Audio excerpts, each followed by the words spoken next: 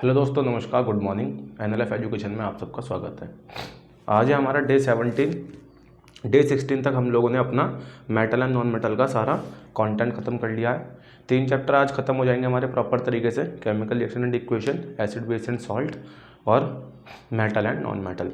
तो वीडियो को दबा के शेयर कर दीजिए, सारे दोस्तों तक पहुँचा दीजिए, अपने सारे 10th क्लास के दोस्तों तक पहुँचा दीजिए कि भाई पढ़ लो, पेपर आने वाले हैं, उससे पहले पढ़ लो। आज हम करेंगे मेटल एंड नॉन मेटल के एनसीईआरटी क्वेश्चंस, ठीक है। तो आप बुक निकाल के बैठे साथ में। एनसीईआरटी क्वेश्चन,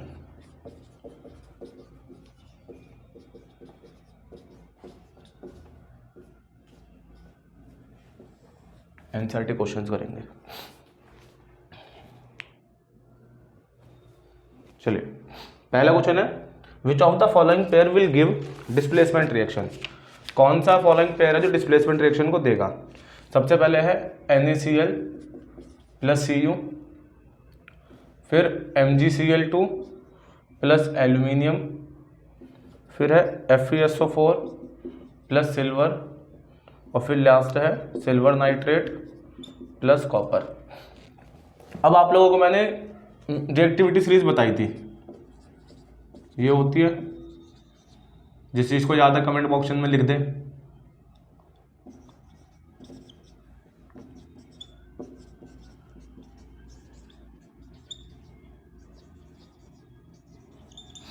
कैटरीना कार मांगे ऑल्टो जैन फरारी, फिर भी है क्यूट, मरकरी सिल्वर गोल्ड। अब इधर देखो, कॉपर जो है वो लेस रिएक्टिव है, कॉपर यहाँ पर है। सोडियम हाई रिएक्टिव है, तो अगर लेस रिएक्टिव है तो हाई रिएक्टिव को डिस्प्लेस नहीं करेगा, तो यहाँ तो हो जाएगा no reaction. Magnesium chloride plus aluminium है, एल्यूमिनियम देखो नीचे है, मैग्नीशियम ऊपर है, तो एल्यूमिनियम लेस रिएक्टिव है, तो यहाँ पे क्या हो जाएगा नो रिएक्शन। आयरन देखो, आयरन यहाँ पर है और सिल्वर यहाँ पर है, तो सिल्वर लेस रिएक्टिव है, तो क्या हो जाएगा नो रिएक्शन। यहाँ पर देखिए सिल्वर नीचे है, कॉपर ऊपर है, it means copper high reactive है सिल्वर से, तो यहाँ पे क्या बना देगा कॉपर नाइट्रेट बना देगा CuNO3 का होल ट्वाइस, और सिल्वर को अलग निकाल देगा। तो ऑप्शन नंबर डी मैच कर जाएगा पहले क्वेश्चन का। बात समझ में आई, ठीक है। तो क्या हो गया, जो अबव 3 इक्वेशंस है are not showing displacement reaction because copper, aluminium and silver are less than sodium, magnesium and iron, but copper is high reactive than silver, that's why it displays silver from silver nitrate solution and gives copper nitrate and silver। पहला question था। दूसरा question है, which of the following method is suitable for preventing an iron frying pan from rusting। अब देखो आपको ना method दे रखे हैं कि ग्रीस लगाना है, या फिर पेंट करना है, या फिर जिंक की कोटिंग करनी है जिसको हम गैल्वेनाइजेशन बोलते हैं, या सारे, ऑल ऑफ द अबव। तो भाई वैसे अगर हम सिर्फ बात करते कि कोरोजन को प्रिवेंट करने के लिए, तो कोरोजन तो ग्रीसिंग से भी प्रिवेंट होता है, पेंट से भी प्रिवेंट होता है, और जिंक की कोटिंग से भी प्रिवेंट होता है। बट यहाँ पर बात करिए फ्राइंग पैन के लिए, तो फ्राइंग पैन पे हम ग्रीस और पेंट नहीं करते। अगर हम ग्रीस और पेंट करेंगे तो उस फ्राई पैन का हम फर्दर इस्तेमाल नहीं कर पाएंगे, उसको इस्तेमाल करने में थोड़ी सी डिफिकल्टी होगी, हम उस पर खाना नहीं बना पाएंगे। तो इसलिए क्या होता है, जिंक की कोटिंग करते हैं। तो इसका ऑप्शन आ जाएगा ऑप्शन नंबर सी। फिर आता थर्ड क्वेश्चन,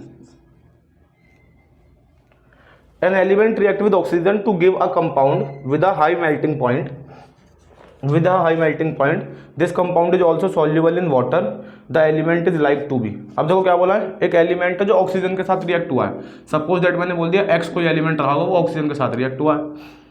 अब मुझे नहीं पता कि कौन सा एलिमेंट है जो हाई मेल्टिंग पॉइंट देगा, बट हमारे पास ऑप्शन तो दे रखे हैं ना। ऑप्शन क्या क्या दे रखे हैं, ऑप्शन दिया हुआ है कैल्शियम, कार्बन, सिलिकॉन और आयरन Fe। तो भाई कार्बन ऑक्सीजन के साथ रिएक्ट होगा तो कार्बन का नॉन मेटल बनाएगा, कार्बन डाइऑक्साइड बनाएगा, जो मेल्टिंग पॉइंट बढ़ाता तो नहीं है। बट हमने बढ़ा था कि कैल्शियम जो है हम बाजार से खरीद के लाते हैं कैल्शियम के ऑक्साइड को, और जब उसको हम ऑक्सीजन के साथ में ऐड करते हैं तो वो क्या बनाता है, एक एक्सोथर्मिक रिएक्शन बनाता है। हमने फर्स्ट चैप्टर में पढ़ी थी, सेकंड में पढ़ी थी, वाइट वॉश वाली इक्वेशन, कि हम बाजार से खरीद के लाते हैं CaO को, उसके अंदर वाटर को मिक्स करते हैं तो वो CaOH का होल ट्वाइस बनाता है और साथ में हीट निकालता है बहुत सारी। तो ये हमारे क्या था, टेम्परेचर को बढ़ा रहा है ना। तो टेम्परेचर को बढ़ाएगा तो यहाँ पे क्या हो जाएगा, ऑप्शन नंबर 1 ही आ जाएगा, 1 आ जाएगा कैल्शियम। तो इसका आ जाएगा ऑप्शन नंबर 1। ठीक है जी। फिर है 4th question, food cans are coated with tin and not with zinc because. तो बेटा फूड कैन जो होती है वो जिंक से इसलिए कोट करी जाती हैं क्योंकि जो जिंक होता है वो, 4th question, zinc is more reactive than tin, क्योंकि जो जिंक है वो टिन से ज़्यादा रिएक्टिव होता है, इस वजह से हम जो कोल्ड ड्रिंक की कैंस होती हैं उसको जिंक से कोटिंग करते हैं, टिन से कोटिंग नहीं करते।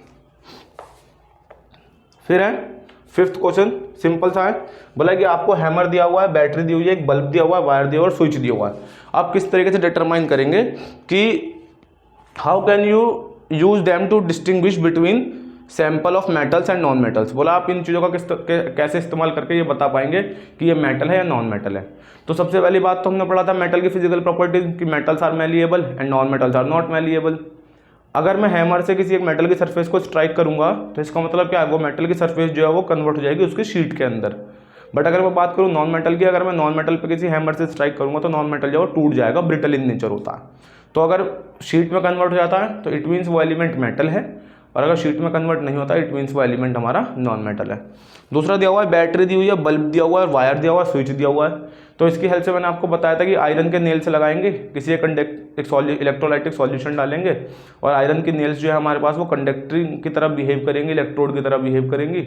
और अगर करंट आगे पास होता है तो उस करंट के पास होने की वजह से जो इलेक्ट्रिक बल्ब है वो ग्लो करेगा, और अगर इलेक्ट्रिक बल्ब ग्लो करेगा तो इसका मतलब वो क्या है, मेटल है वो एलिमेंट। और अगर इलेक्ट्रिक बल्ब ग्लो नहीं करता तो इसका मतलब एलिमेंट क्या हमारे पास, नॉन मेटल है। ठीक है।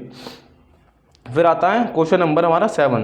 क्वेश्चन नंबर 7 बोला name 2 metal which will displace hydrogen from dilute hydrochloric acid and 2 metal will not. देखो क्या बोला कि भाई क्वेश्चन है ये, अच्छा क्वेश्चन है। बोला 2 ऐसे मेटल का नाम बताएं जो हाइड्रोजन को डिस्प्लेस कर देते हैं नाइट्रिक एसिड के अंदर से। तो मैं आपको एक्सेप्शन बताना चाहता हूं। हमने पढ़ा था metal react with dilute acid. तो मेटल जब हमने डाइल्यूट एसिड से रिएक्ट करके बताया था तो हमने पढ़ा था कि भाई मेटल है, मान लो वैसे मैंने बोला सोडियम है, HCl के साथ में रिएक्ट हुआ तो सोडियम क्लोराइड बना देगा, साथ में H2 गैस निकाल देगा। ये क्वेश्चन नंबर हमारा 7 है। या मैंने बोला Mg है, H2SO4 है, तो क्या काम करेगा, MgSO4 बना देगा और साथ में हाइड्रोजन गैस को अलग निकाल देगा। तो ये डाइल्यूट एसिड्स थे। अगर मैं बात करता हूँ HNO3 की, तो HNO3 के साथ सिर्फ 2 ही ऐसे एलिमेंट होते हैं जो रिएक्ट कर पाते हैं और हाइड्रोजन गैस को निकालते हैं। उन एलिमेंट का नाम होता है मैग्नीज और magnesium, Mn and Mg। Only Mn and Mg are 2 elements which react with nitric acid. क्योंकि अगर हम बाकी किसी एलिमेंट को रिएक्ट करवाते हैं नाइट्रिक एसिड के साथ में तो नाइट्रिक एसिड जो होता है उसके अंदर से H2 गैस जो है वो हाइड्रोजन के आयंस इवॉल्व नहीं हो पाते हैं और ये अपने आप को एक नाइट्रोजन के किसी भी ऑक्साइड में कन्वर्ट कर लेता है, चाहे वो NO2 हो, चाहे N2O हो, चाहे NO हो, चाहे नाइट्रिक ऑक्साइड हो। ठीक है, बात समझ में आई। तो नाइट्रिक जो HNO3 होता है वो कैपेबल नहीं होता हाइड्रोजन गैस को निकालने के लिए। उसके जो वाटर के मॉलिक्यूल्स होते हैं वो H2 पॉजिटिव आयंस को बाहर नहीं निकाल पाते और वो अपने आप को रिड्यूस कर लेता है एक नाइट्रोजन के ऑक्साइड के अंदर। तो सिर्फ Mn एंड Mg 2 ही ऐसे एलिमेंट होते हैं जो हाइड्रोजन गैस को इवॉल्व कर पाते हैं जब अगर हम उनको HNO3 के साथ में रिएक्ट करते हैं। तो ये इंपॉर्टेंट है। तो जब हम HNO3 को Mn से रिएक्ट करेंगे या Mg से रिएक्ट करेंगे तो ये क्या करेंगे, Mn मैग्नीशियम नाइट्रेट MnNO3 का होल ट्वाइस या फिर MgNO3 का होल ट्वाइस बनाते हैं और साथ में हाइड्रोजन गैस निकालते हैं। बट अगर ध्यान रखना नाइट्रिक एसिड के साथ में इन दोनों के सिवा कोई दूसरा एलिमेंट आता है तो वहाँ पे रिएक्शन हो नहीं पाती। ठीक है ना। रीज़न क्या है कि जो नाइट्रिक एसिड है वो अपने आप को रिड्यूस करके नाइट्रोजन के ऑक्साइड में कन्वर्ट कर लेता है और हाइड्रोजन जो होता है वो इतना कैपेबल नहीं होता कि उसके अंदर से H2 आयंस को बाहर निकाल पाए। ठीक है, तो वो 2 एलिमेंट ऐसे हैं जो निकालते हैं वो एलिमेंट का नाम है Mn और Mg, और बाकी जो नहीं निकालता है उसमें कुछ भी लिख सकते हो आप, Na लिख सकते हो, Ca लिख सकते हो, कुछ भी। उसके बाद आता क्वेश्चन नंबर 8। 8th क्वेश्चन है in the electrolytic refining of metal M, what would you take as the anode and cathode and the electrolyte. बोला कि आप इलेक्ट्रोलाइटिक रिफाइनिंग करते टाइम पे आपको एनोड पे क्या मिलता है, आपको कैथोड पे क्या मिलता है, और इलेक्ट्रोलाइट कैसा होता है, या इलेक्ट्रोलाइट कहाँ रखते हैं। एनोड पे हमको मिलता है प्योर एलिमेंट, ये तो हम बात पढ़ ही चुके हैं, एनोड मड मिलता है ना, कल भी बताई थी मैंने ये बात आपको। कैथोड पे क्या मिलता है हमको, कैथोड पे हमको मिलता है प्योर मेटल या प्योर एलिमेंट, यहाँ पे एलिमेंट की जगह मेटल भी लिख सकते हैं। इलेक्ट्रोलाइट को कंटेनर के अंदर रखा जाता है जिसकी वजह से वो इलेक्ट्रिसिटी को पास करवाता है, और ये कैसा होना चाहिए, इट शुड बी एसिडिफाइड, ये एसिडिफाइड होना चाहिए।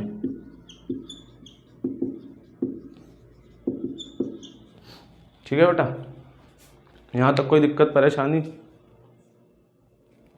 चलो आगे आता है हमारे पास क्वेश्चन नंबर 9। क्वेश्चन नंबर 9 में बोला है Pratyush took sulphur powder on a spatula and heated it. Pratyush है कोई बच्चा, उसने क्या काम करा, सल्फर पाउडर को स्पैचुला में लिया और उसको हीट करने लगा। He collected the gas evolve by inverting the test tube over heat, और उसने एक टेस्ट ट्यूब को उल्टा करके उस स्पैचुला से जो गैस निकल रही थी उसको कलेक्ट करना शुरू करा। फिर पूछा है What will be the action of gas on dry litmus paper, moist litmus paper and write the balance reaction on it। अब देखो सबसे पहले बात, प्रत्युष ने क्या काम करा, यह है क्वेश्चन नंबर आपका 9। प्रत्युष ने सल्फर पाउडर लिया, मतलब सल्फर लिया, उसने उसको हीट किया। तो हीट कैसे करेंगे, अगर हम किसी भी ऑब्जेक्ट को, किसी भी सब्सटेंस को बर्न कर रहे हैं तो इन प्रेजेंस ऑफ ऑक्सीजन ही करेंगे। अगर वहाँ पे ऑक्सीजन अवेलेबल नहीं होगी तो वो बर्न ही नहीं होगा। तो हो जाएगा सल्फर को उसने ऑक्सीजन की प्रेजेंस में हीट किया तो सल्फर डाइऑक्साइड बन गया। ठीक है, अब उसने बोला कि वो जब हीट कर रहा था तो उसने इसको कलेक्ट कर लिया, कैसे, कोन को उल्टा करके, टेस्ट ट्यूब को उल्टा करके उसने क्या काम करा, इसको इसमें वो कर लिया, फिल कर लिया। तो यह सारा जो है इसमें आकर के फिल हो गया, इसमें गैस फिल हो गई। अब उसने बोला कि इस गैस के ऊपर अगर मैं ड्राई लिटमस पेपर लगाऊंगा, ड्राई लिटमस पेपर, तो अगर आपको ध्यान हो तो मैंने आपको बताया था कि ये नॉन मेटल है, ये ऑक्सीजन है। तो when non metal react with oxygen it gives non metal oxide and these non metal oxides are basic in nature, sorry acidic in nature. कैसे नेचर होते होते हैं, acidic. And for checking their acidic character we have to dissolve these oxides into water. तो if I dissolve SO2 in water it gives out sulphurous acid H2SO3। ठीक है, ये acid है, तो एसिड जो है वो लिटमस पे क्या काम करता है, लिटमस को कैसे करेगा, ब्लू टू रेड कर देता है। बट यहाँ तो ड्राई लिटमस पेपर है, हमने पढ़ा था जो एसिड होते हैं वो अपना बिहेव तभी शो करते हैं, एसिड बिहेव्स या acid show their behaviour characteristics लिख देते हैं, acid shows there characteristics in presence of water. हमने ये बात पढ़ी थी, वाटर या फिर मॉइस्चर। अगर वहां पर वाटर मॉइस्चर प्रेजेंट नहीं होगा तो या एसिड और बेस जो होंगे वो दोनों ही अपना रिएक्शन को शो नहीं करते, अपने एक्शन को शो नहीं करते। तो पहले वाले केस में तो क्या हो जाएगा, नो रिएक्शन। जब प्रत्युष ने ड्राई लिटमस पेपर से करा तो यहाँ पे हो जाएगा नो रिएक्शन, या लिख देंगे नो चेंज, उसको कोई भी चेंज देखने को नहीं मिलेगा। फिर पूछा है कि अगर मॉइस्ट लिटमस हो, अगर मॉइस्ट लिटमस होगा तो कलर कैसा हो जाएगा, एसिड है, एसिड कैसा कर देगा, ब्लू टू रेड कर देगा लिटमस को। ठीक है, क्योंकि ब्लू तो बेस का होता है और रेड किसका होता है, हमारा एसिड का होता है। तो एसिड किसको कर देगा, जो लिटमस होगा वो कैसा टर्न हो जाएगा, ब्लू टू रेड। बात क्लियर हो गई, ये ब्लू लिखा है, ब्लू टू रेड। फिर इसका बी पार्ट बोला है write the balance chemical equation for the reaction takes place. तो बैलेंस केमिकल इक्वेशन तो लिखी दी थी मैंने सबसे पहले, sulphur plus oxygen gives out sulphur dioxide, ये बैलेंस केमिकल इक्वेशन है। ठीक है, इसके बाद है क्वेश्चन नंबर 10, बोला है दो तरीके बताओ जिसकी वजह से हम रस्टिंग ऑफ आयरन को प्रिवेंट कर सकते हैं। तो पहला तो हमने बताया था galvanisation, by painting, by oiling. तो आप 2-3 तरीके हैं जिसको लिख सकते हो। फिर है what type of oxides are formed when non metal combine with oxygen. बोला कि जब नॉन मेटल को हम ऑक्सीजन के साथ में कंबाइन करते हैं तो कौन सा टाइप के ऑक्साइड्स बनते हैं। तो मैंने आपको क्वेश्चन नंबर 11 है, मैंने आपको बताया था जब नॉन मेटल हमारा रिएक्ट करता है वाटर के ऑक्सीजन के साथ में तो वो नॉन मेटल ऑक्साइड बनाता है ना। और ये नॉन मेटल ऑक्साइड्स जो होते हैं वो एसिडिक इन नेचर होते हैं, या कुछ जो होते हैं वो न्यूट्रल नेचर के भी होते हैं, है ना भाई। न्यूट्रल का एग्जांपल बताया था मैंने कार्बन मोनोऑक्साइड और H2O, और एसिडिक का एग्जांपल बताया था मैंने SO2, CO2, NO2, ये सब थे एसिडिक का एग्जांपल। बात क्लियर हो गई। तो क्या करेंगे, जब नॉन मेटल हमारा ऑक्सीजन से रिएक्ट होता है तो वो नॉन मेटल ऑक्साइड बनाता है, और वो जो नॉन मेटल ऑक्साइड होते हैं वो एसिडिक भी होते हैं और कुछ न्यूट्रल भी होते हैं। नेक्स्ट क्वेश्चन है आपका, इसमें आपको रीज़न बताना है कि बताओ प्लेटिनम, गोल्ड और सिल्वर जो है वो ज्वेलरी बनाने के काम में क्यों आते हैं। तो क्योंकि ये बहुत ज़्यादा लीस्ट रिएक्टिव होते हैं, दूसरी सरफेस किसी और के साथ में रिएक्ट नहीं होते हैं, एटमॉस्फेयर के साथ रिएक्ट नहीं होते, इन पे कोरोजन नहीं होता, ठीक है, और मोल्ड करने में ईजी होते हैं, ठीक है। ऐसे ही जिसका दूसरा है sodium, potassium and lithium are store under oil. Sodium, potassium और लिथियम को इस ऑयल के अंदर इसलिए रखते हैं क्योंकि ये बहुत ज़्यादा रिएक्टिव होते हैं। जैसे ये एटमॉस्फेयर के कांटेक्ट में आते हैं ये रिएक्ट कर जाते हैं एटमॉस्फेयर के साथ, और वॉलेटाइल इन नेचर होते हैं और उड़ जाते हैं, वॉलेटाइल हो जाते हैं, खराब हो जाते हैं। इस वजह से इसको ऑयल के अंदर रखा जाता है। फिर बोला aluminium is high reactive metal yet it is used to making utensils for cooking. तो हाँ बिल्कुल ठीक बात है, एल्यूमिनियम को हमने पढ़ा था पिछले चैप्टर में कि एल्यूमिनियम जो होता है वो अपने मेटल के सरफेस के ऊपर एक अपने ही मेटल की ऑक्साइड बनाता है, एक लेयर बनाता है जिसको हम एल्यूमिनियम ऑक्साइड के नाम से जानते हैं, और वो रस्टिंग को प्रिवेंट करता है। अगर एल्यूमिनियम ऑक्साइड की लेयर है तो वो क्या काम करता है, रस्टिंग को प्रिवेंट करता है। तो एल्यूमिनियम जो है वो अपने लिए एक तरीके से प्रोटेक्टिंग लेयर बना देता है। दैट्स वाई एल्यूमिनियम मेटल का इस्तेमाल करते हैं यूटेंसिल्स बनाने के लिए। फिर आता है क्वेश्चन, ये है carbonate and sulphides are usually converted into oxide during the process of extraction. तो देखो डी वाला पार्ट है कार्बोनेट के ओर्स। तो हमने पढ़ा था कार्बोनेट के ओर्स को कैल्शिनेशन से करते हैं, और कैल्शिनेशन में क्या होता है, in absence of oxygen O2। और बात करें रोस्टिंग की या सल्फाइड के ओर्स की, सल्फाइड के ओर्स को हम रोस्टिंग से करते हैं, और रोस्टिंग में होता है इन प्रेजेंस ऑफ ऑक्सीजन, ठीक है। उसके बाद आता है हमारे पास क्वेश्चन नंबर 11। बोला you might have seen tarnish copper vessel being clean with lemon and tamarind juice, explain why these changes अकर। बोला कि बताओ ऐसा क्यों होता है। भाई मैंने आपको बताया कि कॉपर के ऊपर, ये क्वेश्चन नंबर है आपका 13, कॉपर के ऊपर हमने कल ये पढ़ा है, कॉपर के ऊपर, कॉपर पर लिख लो, कॉपर पर जो कोरोजन होता है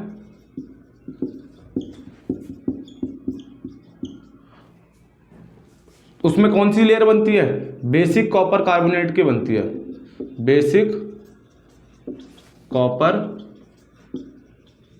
कार्बोनेट की। बेसिक का मतलब क्या था, मैंने फॉर्मूला ही बताया था, CuCO3.CuOH का होल ट्वाइस, ये फॉर्मूला बताया था। तो भाई जब ये एक बेस की तरह बिहेव कर रहा है, और अगर मैं लेमन जूस से इसके ऊपर साफ करता हूँ तो लेमन के अंदर तो सिट्रिक एसिड होता है, तो उसके अंदर तो एसिड है, तो जब एसिड आपका बेस के साथ में रिएक्ट करेगा तो वो क्या कर देगा, उसको न्यूट्रल कर देगा, और जब न्यूट्रल करेगा तो इस वजह से जो कॉपर का जो कलर होता है वो थोड़ा सा साफ हो जाता है, कॉपर के ऊपर से जंग हट जाती है, ठीक है। फिर क्वेश्चन नंबर नेक्स्ट, आपसे बोला है कि डिफरेंशिएट करना है मेटल और नॉन मेटल की केमिकल प्रॉपर्टीज़ में, तो ये सब मैं आपको बता चुका हूँ, आप इजीली कर सकते हैं। 14 एक बार पीछे वीडियोज़ में आप देखेंगे जा करके, पहली वीडियो थी मेटल और उसकी केमिकल प्रॉपर्टीज़, दूसरी वीडियो थी नॉन मेटल और उसकी केमिकल प्रॉपर्टीज़। तो आप दोनों वीडियो को देखेंगे तो आपको अच्छे से केमिकल प्रॉपर्टीज़ और फिजिकल प्रॉपर्टीज समझ में आ जाएंगी, मेटल की भी और नॉन मेटल की भी। क्वेश्चन नंबर 15 है, a man went door to door posing as a goldsmith, he promised to bring back the glitter of old lady, gave a set of gold bangles to him, their weight was reduced drastically. The lady was upset, but after a time, बहुत argument होने के बाद,